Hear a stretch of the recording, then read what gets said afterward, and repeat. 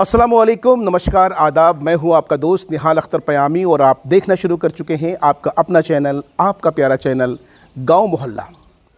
इस वीडियो में दरअसल हम आपको बताने जा रहे हैं कि ऑल इंडिया मजलिस इत्तेहादुल मुस्लिमीन की राष्ट्रीय अध्यक्ष जनाब बैरिस्टर असदुद्दीन ओवैसी साहब इस वक्त पटना की सरजमी पे हैं, बिहार की सरजमी पर हैं और उनके साथ साथ सीमांचल के बिहार की पाँचों विधायक जनाब अख्तरुल ईमान साहब जो अमोर के विधायक हैं, जनाब अंजार नईमी साहब जो बहादुरगंज के विधायक हैं, जनाब अलहाज इजहार अस्फी साहब जो कोचाधमन से आते हैं, जनाब सैयद रुकनुद्दीन साहब जो बैसी से आते हैं और जनाब शाहनवाज साहब जो कि हाट विधानसभा से आते हैं। ये पाँचों के पाँचों ऑल इंडिया मजलिस इत्तेहादुल मुस्लिमीन के विधायक इस वक्त पटना यानी बिहार की राजधानी पटना में मौजूद हैं। और अभी थोड़ी देर पहले ओवैसी साहब ने एक प्रेस कॉन्फ्रेंस की और इस प्रेस कॉन्फ्रेंस में पत्रकारों के ज़रिए कई तरह के सवालात पूछे गए। पत्रकारों ने ओवैसी साहब से तालिबान को लेकर कई तरह के सवालात किए और लगातार पत्रकार बंधु ये जानना चाहे कि ओवैसी साहब तालिबान को लेकर क्या स्टेटमेंट देते हैं, क्या वो ये कहते हैं कि नहीं तालिबान ने जो किया अच्छा किया, क्योंकि आप समझ सकते हैं कि आज की जो मीडिया है, ख़ासकर गोदी मीडिया, मुसलमानों से क्या उगलवाना चाहती है। लेकिन आप बखूबी जानते हैं कि ओवैसी भी किसी से कम नहीं है। उन्होंने तमाम तर पत्रकारों के तमाम तर सवालात के बेबाकी से जवाब दिए हैं। तालिबान के अलावा यूपी चुनाव को लेकर भी उनसे सवालात किए गए और साथ ही साथ जो बिहार के पांचों विधायक हैं उनकी कारकर्दगी पर भी सवालात किए गए। इस वीडियो में आगे देखिए कि साहब किस तरह से ओवैसी साहब ने तमाम तर सवालात के बड़े ही बेबाकी के साथ जवाब दिए हैं।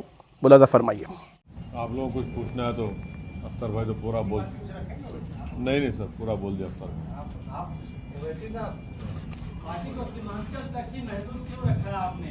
सीमांचल के बाहर दरभंगा, मुजफ्फरपुर बाकी इलाके महरूम बने, वहाँ तक पार्टी का विस्तार, पार्टी की तोसी क्यों नहीं कर रहे? नहीं इंशाल्लाह कोई इलाके बिहार के महरूम नहीं रहेंगे, खुदा ना खास्ता। पूरी ताकत के साथ और पूरी तैयारी के साथ मुख्तलिफ मुकामात पर जहाँ जिस जगह का नाम आपने लिया है वहाँ पर भी हमारा संगठन मजबूत किया जा रहा है और इंशाल्लाह पार्टी फैल रही है और मजबूत बनेगी इंशाल्लाह। ओवैसी साहब ये योगी साहब ने कल अब्बाजान कहकर संबोधित किया, किसे टारगेट करने की कोशिश कर रहे हैं? आपको क्या लगता है? नहीं हमको क्या लगता है भाई? कह रहे सारी चीजें अब्बाजान कहे जाने वाले लोग तड़प रहे हैं, कब्जा कर रहे हैं। देखिए उन्होंने अपने भाषण में मंच से झूठ बोला और झूठ बोलने की उनकी एक आदत बन चुकी है। मैं उसको झूठ इसलिए कहता हूं क्योंकि आप देख लीजिए, आप ही के एक बरादरी है कि जर्नलिस्ट हैं, उन्होंने ये बताया है कि उन्होंने कहा कि राशन पीडीएस चोरी हो जाता था। हम योगी आदित्यनाथ सरकार से पूछना चाह रहे हैं कि पिछले साल एक 5 साल की सोनिया कुमारी लड़की आगरा में जो शीला की और पप्पू की बेटी थी, 15 दिन राशन नहीं मिला तो उसकी मौत हो गई। तो सोनिया कुमारी का क्या मजहब था? दूसरा ये है कि ये 2020 का वाक़या कह रहे हैं आप, यानी इनके हुकूमत बनने के 4 साल के बाद एक बोजाराम साहब का घर है, वही इसी तरह से बिल्कुल ही कमज़ोर, उनकी फ़ोटो मेरे पास है, दिखा सकता हूँ कि उनको खाना नहीं मिला। एक माँ है जो डिसेबल है, उनकी बेटी का नाम बेबी कुमारी है, वो भूखी है, वीडियो है उसका। एक है अलीगढ़ की गुड्डी और उसके 5 बच्चे भूखे हैं 2 महीने से। ये सब कौन है फिर? ये क्यों इतना झूठ बोलते हैं? एक रानी देवी के झोपड़ी में ये बेवा है, उसका 14 साल का पोता जो है रिक्शा चलाता है, दिन में 4 रुपये 5 रुपये कमाता है। फिर वैसे ही नुज़रत बानो है 22 साल की, उनके पास रेशन कार्ड नहीं है। तो ये क्यों इस तरह की बातें करते हैं? और फिर ये बोलना कि वो लफ्ज़ इस्तेमाल किए अब्बा जान। क्या ये बात सच नहीं है कि आपने मुसलमानों का ड्रॉप आउट रेट कंट्रोल करने के लिए क्या किया? 60% ड्रॉप आउट रेट है उत्तर प्रदेश मुसलमानों का, 2% ग्रेजुएट होते हैं, 3% 12th पास करते हैं। और प्रधानमंत्री ग्रामीण आवास योजना में 2017 का, मैं आपका 2017-18 की फिगर दे रहा हूँ, कितने घर दिए मुसलमानों को आपने? 10 दिए। पूरे उत्तर प्रदेश को आए कितने? 6 लाख के ऊपर। MSDP का प्रोग्राम है जिसमें 1600 करोड़ आए उत्तर प्रदेश को माइनॉरिटीज के लिए, जिसमें से आपने सिर्फ 16 करोड़ खर्चा किए। झूठ पे झूठ इनकी, तो ये झूठ है इनका। और फिर जो एनकाउंटर हुए, अगर एक आलाजाद का लड़का गलती से एनकाउंटर हो गया लखनऊ में, तो पूरे पुलिस वालों को सस्पेंड कर दिया आपने। तो ये इनकी एक आदत बनी हुई है झूठ बोलने की, और ये समझते हैं कि इस तरह से बोलकर वो अपनी गिरती हुई साख को उठा पाएंगे। मगर उत्तर प्रदेश की जनता देख रही है उनको, कैसे वो देख नहीं पाए कोविड के सेकेंड वेव में, जब गंगा के ऊपर लाशें तीर रही थी, ऑक्सीजन के लिए लोग तड़प तड़प कर मर गए, दवाएं और इंजेक्शन नहीं मिल रहा था, रेमडेसिविर नहीं मिल रहा था, टोसिलमिज़ोब नहीं मिल रहा था, दफनाने के लिए, जलाने के लिए लकड़ी नहीं, तो नदी के किनारे लाशों को जलाए तो कुत्ते लोच कर खा रहे, वो भी दुनिया की आंखों ने देखा।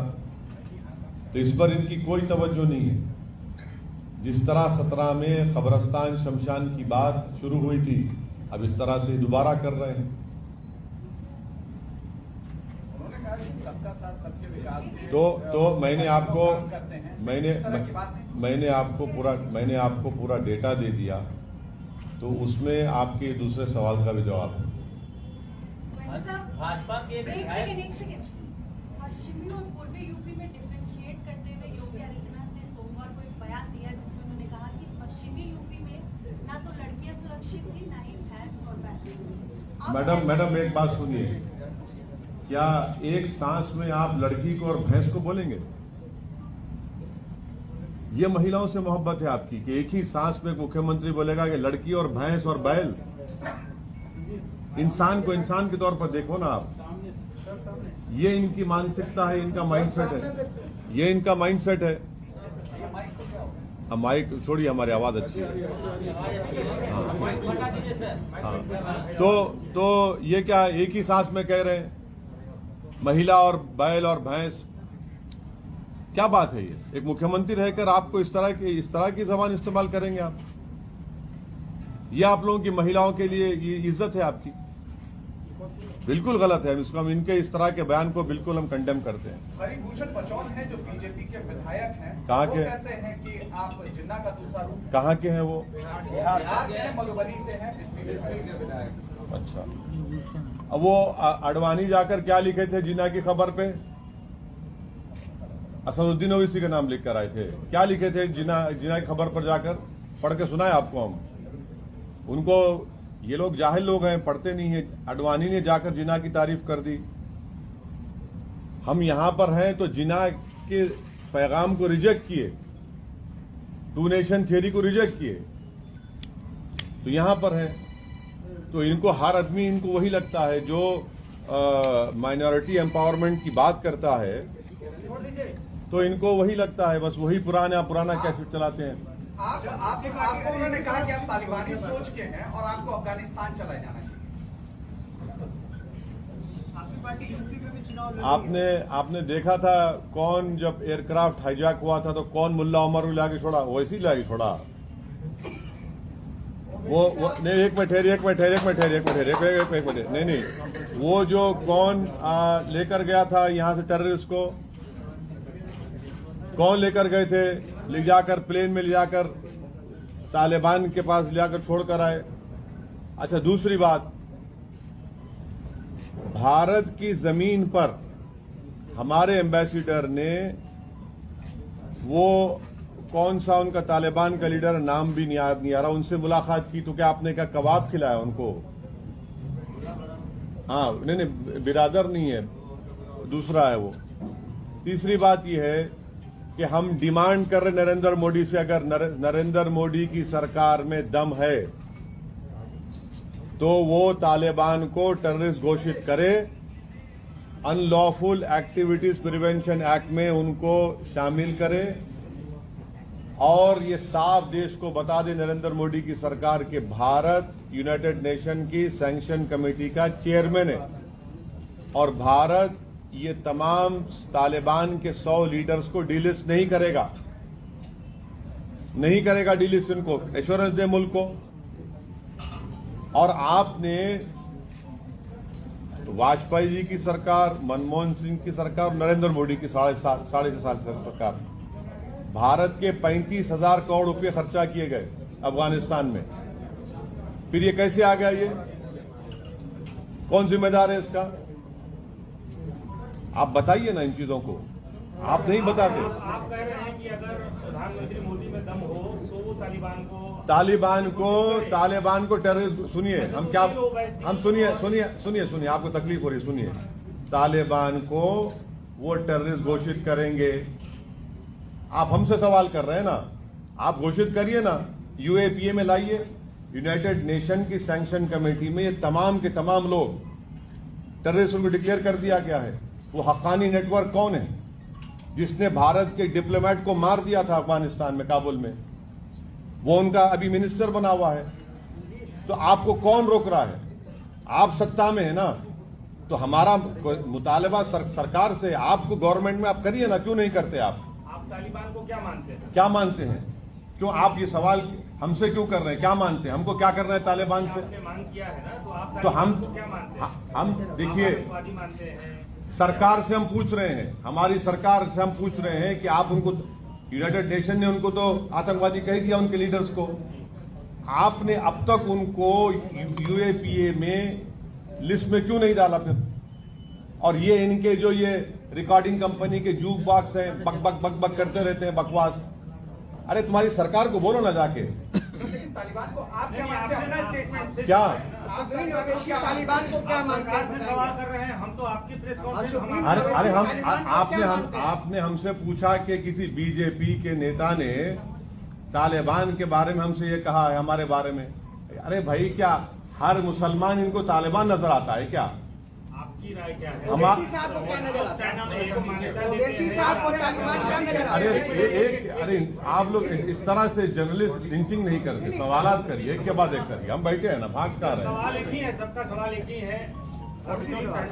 ओवैसी साहब या आपकी पार्टी तालिबान को मान्यता देती है या फिर आप तालिबान को क्या मानते हैं? तालिबान को हम शुरू से कह रहे हैं, 2013 से मैंने पार्लियामेंट में स्पीच कहा, 2015 में कहा, 2016 में कहा, और 2000 जब ये CAA का बिल पास हुआ था, मैंने कहा ये बहुत बड़ी स्ट्रेटेजिक गलती कर रहे हैं आप। तालिबान आएगा, आप इसको CAA के कानून को आप रिलीजियस न्यूट्रल बनाइए। और बनाने क्या स्पीच सुनिए जाके पार्लियामेंट में हमारी। हमने कहा कि कल आपको ताजिक को, हजारा को, उज्बेक को, तुर्कमेन को आप भारत में सिटीजनशिप दे पाएंगे? अफगानिस्तान में आ रहे हैं वो लोग। आपने अपना स्ट्रेटेजिक बहुत बड़ा ब्लंडर कर दिया वहां पर। ये आपने क्या? अरे ये देखिए, तालिबान से असदुद्दीन ओवैसी को क्या करना है? क्या करना है हमको? आपके दिमाग में बात आती भी क्यों है? आप क्यों शक करते हैं हम पर? इस तरह का सवाल करना आपका शक नहीं, आपका शक करना है नहीं, बिल्कुल शक करना है आपका, बिल्कुल। मैं एक सुनिए, कोई नजरिया, हमारा नजरिया संविधान, हमारा नजरिया पूछा जा रहा है। अरे नजरिया संविधान का है हमारा, भारत के संविधान के ऊपर वोट लिए हैं। बोल रहे हैं आपको संविधान से मतलब है नहीं है? ये बताइए कि हमको क्या नहीं, हमको मुल्क से, भारत से मतलब, हमको दूसरे पड़ोसी से क्या मतलब? हमको नजरिया क्या नजरिया? कौन सा नजरिया? हमारा नजरिया संविधान का है, हमारा नजरिया कॉन्स्टिट्यूशन का है। संविधान के नजरिए से आप क्या मानते हैं? इसी संविधान के नजरिए से सरकार को तय करना है। इसी, सुनिए आपने अच्छा सा, इसी संविधान के नजरिए से भारत सरकार को तय करना है कि वो टेररिस्ट ऑर्गेनाइजेशन में शामिल करेंगे नहीं करेंगे। और ये संविधान के नजरिए से हमको पूरा हासिल है कि हम अपने मजहब पर चले, हम भारत के शहरी हैं, ये हर चीज दुनिया में संविधान वो हो रहा है, हमको कोई पूछ रहे आपको ये बताइए कि तालिबान के टेकओवर से अफगानिस्तान में पाकिस्तान कमजोर होगा या मजबूत होगा और भारत पर उसका क्या? मैंने ऑन रिकॉर्ड ये बात कहा कि ये जो तब्दीली आई है ये पाकिस्तान, चीन, ये इनको मजबूत करेगा और मुस्तकबिल में हो सकता है फ्यूचर में ये भारत के लिए एक फिक्र की बात हो सकती है। ये मेरा ऑन रिकॉर्ड मैं कह चुका हूं, ऑन रिकॉर्ड इस बात को कह चुका हूं और उसके बावजूद भी हमारा एम्बेसडर उनसे मिलता है, हम मिलते हैं उनसे। और जो लोग भारत की एम्बेसी में काम कर रहे थे अफगानी, उनको क्या लाए हमने? छोड़ दिया हमने उनको वहां पर, छोड़ दिया हमने उनको वहां पर। 4 हमारे कॉन्सुलेट थे, एक एम्बेसी हमारी थी वहां पर। हर साल 900 अफगानी को 800 अफगानी को हम लाकर यहां पढ़ाते थे भारत में।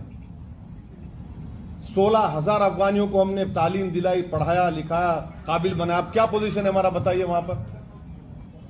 हमने छाबार पोर्ट को डेवलप किया ईरान से ट्रेड करने के लिए। यही तो हम जानना चाह रहे हैं ना। और ये बातें पूरी हमने ऑल पार्टी मीटिंग में भी कही थी। पूछ लीजिए भारत सरकार से, ये सवालात हमने उठाए वहां पर। बोलिए क्या करेंगे आप?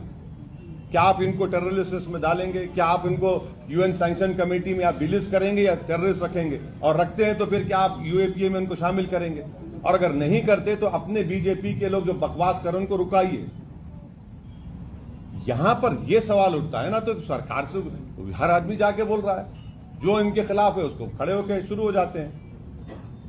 सर, आपकी पार्टी के नेता बिहार में फिलिस्तीन और इजराइल पे बयान दे सकते हैं और आप राष्ट्रीय नेता हैं, आप कह रहे हैं कि हमको सुनिए, अफगानिस्तान के मसले से कोई मुकाबला नहीं। आपने कभी पढ़ा महात्मा गांधी ने क्या कहा फलस्तीन के बारे में? आपने पढ़ा कभी?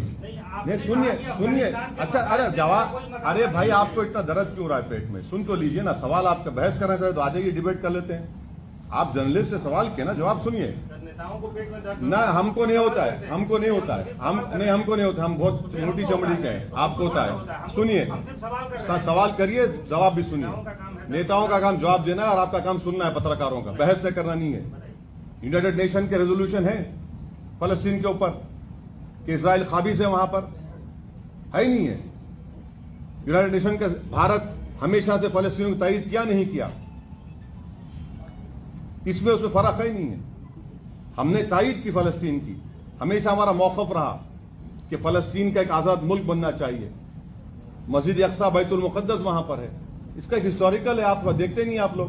अच्छा, उत्तर प्रदेश में क्या इसी समय यूपी में प्रधानमंत्री नरेंद्र मोदी और योगी महेंद्र प्रताप यूनिवर्सिटी और अलीगढ़ में डिफेंस कॉरिडोर की शुरुआत कर रहे हैं। महेंद्र प्रताप के बारे में ये कहा गया कि एएमयू में उन्होंने बहुत जमीन दान दी थी, लेकिन कभी उनका कोई जिक्र नहीं किया गया।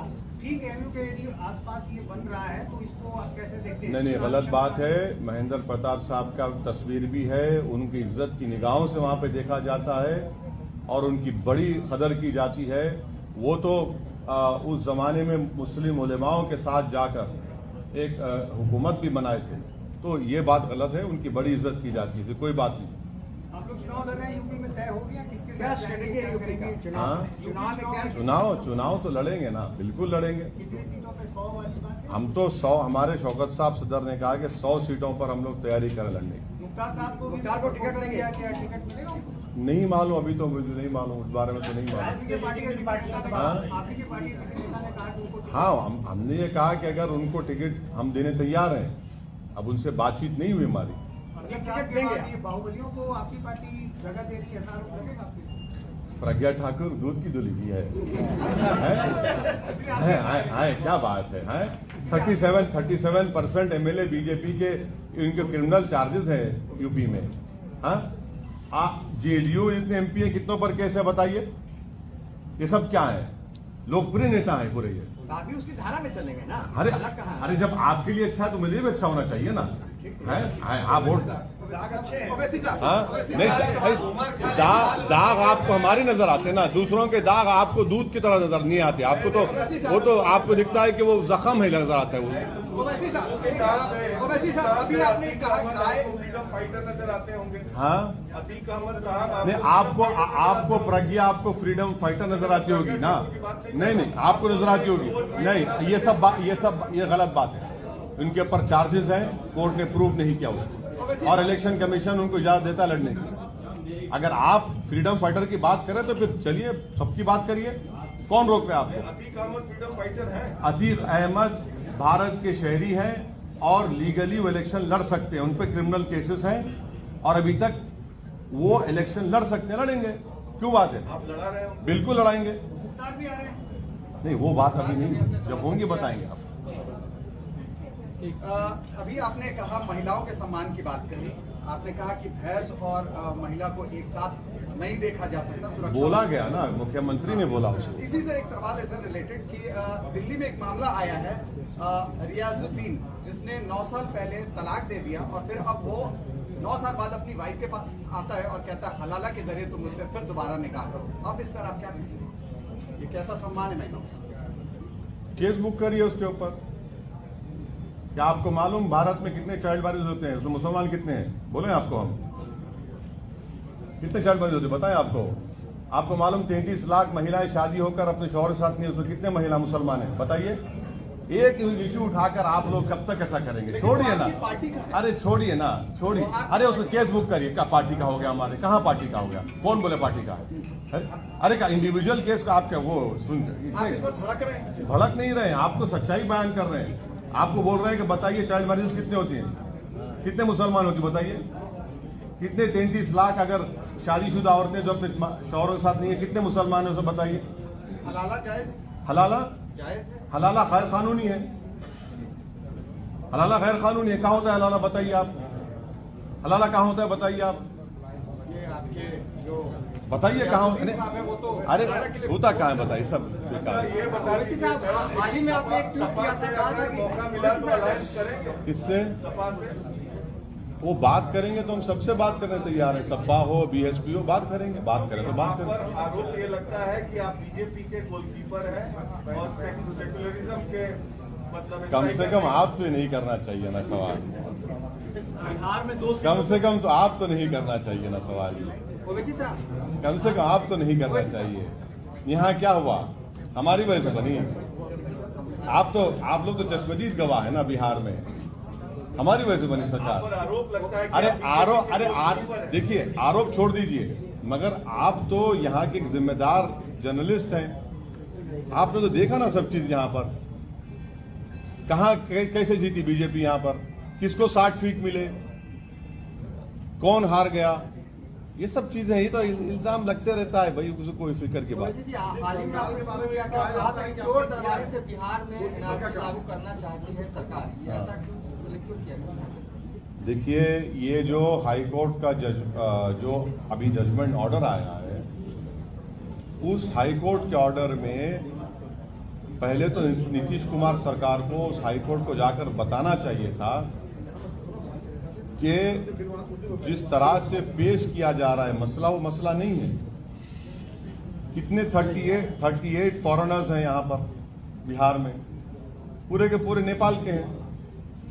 ये 2 महिलाओं का केस था जिनको दोनों को डिपोर्ट कर दिया गया।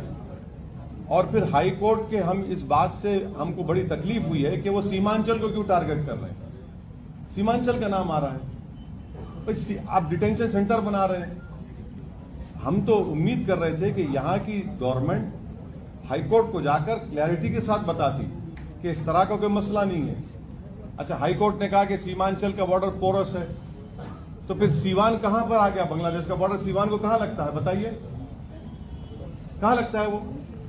और ये जो बोलना कि हर किसी को ऑब्जेक्शन है तो बता दीजिए, हम ये इसलिए कह रहे हैं कि आसाम में जब आखिरी दिन था ऑब्जेक्शन दाखिल करने का, 3 लाख मुसलमानों के ऑब्जेक्शन दाखिल किए गए, जिसमें तो छोटे बच्चे भी थे 10 साल 8 साल के। तो इसीलिए हम कह रहे हैं कि ये सरकार को संजीदगी के साथ इसको लेना चाहिए और हाईकोर्ट को जाकर बताना चाहिए कि ये इस तरह का मसला नहीं है। हाँ, ये जरूर है कि संघ परिवार बार बार सीमांचल के बारे में इस तरह की बात करते रहता है, जो बिल्कुल झूठ है। बिहार में 2 सीटों पर उपचुनाव होने वाले, तारापुर और कुशेश्वर अख्तर भाई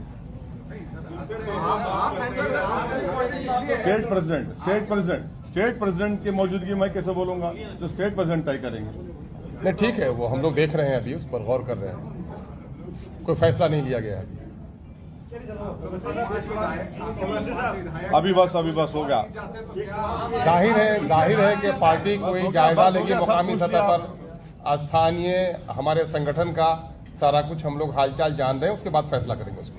वैसे साहब, चिराग पासवान और ब्रिज पे एक लड़की ने रेप का मुकदमा दर्ज कराया है कनाट पैलेस दिल्ली में।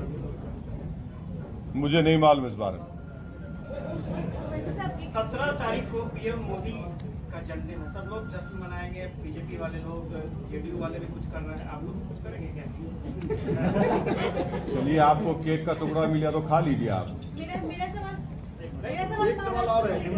कांग्रेस की तरफ से बेरोजगार दिवस मनाया जा रहा है, आप लोग भी तो कुछ करें। कांग्रेस की तरफ से उस दिन बेरोजगार दिवस मनाया जा रहा है, जी, तो आप लोग भी तो कुछ कर लीजिए। हाँ जी। हम लोग सीमांचल में जो कटाव हो रहा है, 2000 से ज्यादा लोग विस्थापित हैं, नदियां काट रही हैं, वो हमारी पार्टी का इशू है। हेमंत सोरेन ने कहा है कि भोजपुरी और मगही बोलने वाले जो है वो डोमिनेटिंग होते हैं। बोलिए क्या आप। कहेंगे? भाषा को लेकर के बोला आज कि हाल ही ज्ञात किया किसने? फिर से बोलिए, सुनिए। भोजपुरी और भोजपुरी पे बोलने वाले हैं वो दबंगई करते हैं। कौन बोले ये बात? हेमंत सोरेन। अब सवाल ये पैदा होता है कि उनको बिहार, खास करके मगही वगैरह तो बिहार के क्षेत्र में बोली जाती है। मैं नहीं समझता हूँ कि एक जिम्मेदार नेता को किसी भाषा को लेकर, किसी क्षेत्र को लेकर या किसी समुदाय को लेकर इस तरह की भाषा का इस्तेमाल नहीं करना चाहिए। ओके। अरे किसी दूसरे पॉलिटिशियन के लिए रख लिए सवाल।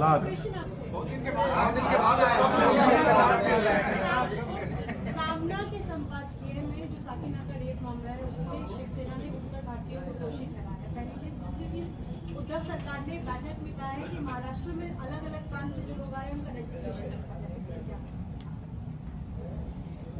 नहीं, ये क्राइम जब होता है तो उसको रीजन से आइडेंटिफाई क्यों करते आप? क्रिमिनल तो क्रिमिनल होता है, वो तो उसका माइंडसेट होता है, उसको रीजन से कैसे आइडेंटिफाई करेंगे आप? तो गलत बात है ये। और आपका काम ये है कि आप सेफ्टी पहुंचाना महिलाओं की, और आप उसमें नाकाम होते तो किसी रीजन पर ब्लेम कर रहे थे आप। और रजिस्ट्रेशन, कौन से कानून रजिस्ट्रेशन करेंगे आप? कौन सा कानून है? कल आप बोलेंगे मुझे आने के लिए वीजा लेना पड़ेगा दूसरे स्टेट जाने के लिए।